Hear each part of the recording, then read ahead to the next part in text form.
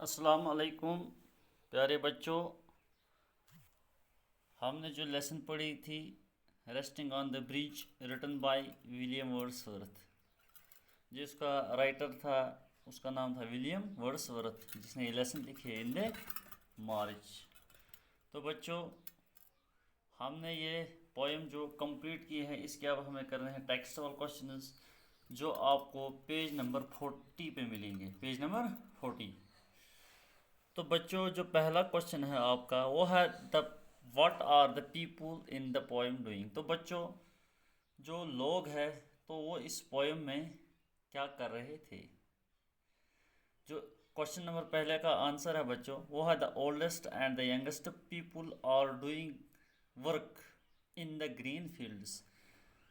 जो भी वहाँ पे लोग थे, चाहे वो बूढ़े थे या नौजवान थे, वो सब काम कर रहे थे। Why do the cattle not raise their heads. जो कैटल थे, कैटल हम किन को कहते हैं, जिस तरह के इसमें जानवर को हम कैटल कहते हैं। The cattles are not raise their heads because they are grazing. बच्चों, जो कैटल्स है वो इसलिए सर ऊपर नहीं उठा रहे थे क्योंकि वो घास खाने में मसरूफ़ थे। वो घास खाने में मसरूफ़ थे। बच्चों, क्वेश्चन नंबर थर्ड, तो what does the poet compare snow with, what does it mean. बच्चों, जो पोइट है जिसने ये पोएम लिखी है, वो स्नो यानी कि बर्फ़ को क्यों कंपेयर इस पोएम के साथ कर रहा है। The poet compares the snow with the coldness of human nature and devoid of human feelings, love, affection and social indifference. Question number 4 बच्चों, ये आपको पेज नंबर 41 पे मिलेगा। Question number 4, what does life in the fountains mean. जो life है fountains की, उसका क्या मतलब है। द लाइफ ऑफ फाउंटेन्स, तो फाउंटेन हम किसको कहते हैं, आबशार को। जो आप जब आप बाज़ार का रुख करते हैं, वहाँ पे आप किसी न किसी जगह देखते हो कि जिस पानी को फोर्स किया जाता है, जो हवा में पानी नीचे उतर रहा है। The life of the fountains mean that the streams of water forced up into air through a small hole for decorative effect. तो बच्चों, ये बिल्कुल आप किसी भी टाइम जब भी आप बाज़ार का रुख करते हैं, ये आपके आंखों के सामने आ जाएगा। कौन, ये आबशार आपको नज़र आएंगे।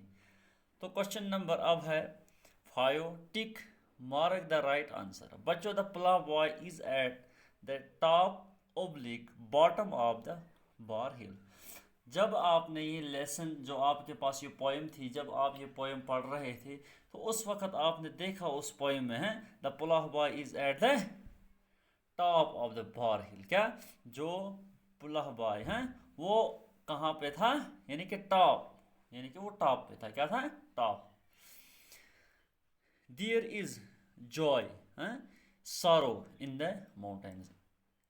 तो बच्चों, यहाँ पे हमें क्या करना है, देयर इज जॉय, कहाँ, वो खुशी मना रहे थे, कहाँ पे, माउंटेन्स पे। इसका आंसर जो है वो है there is joy in the mountains.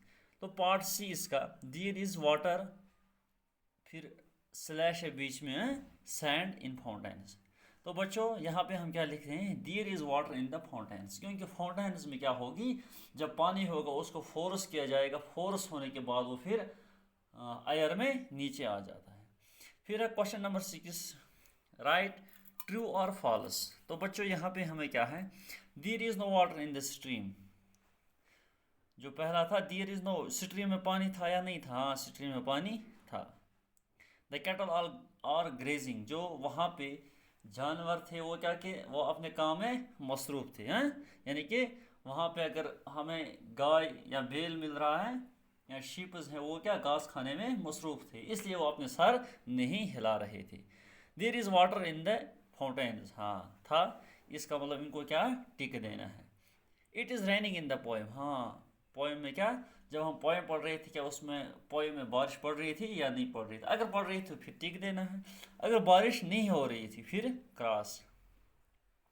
The sun shining bright in the poem, जो सनशाइन था वो क्या था?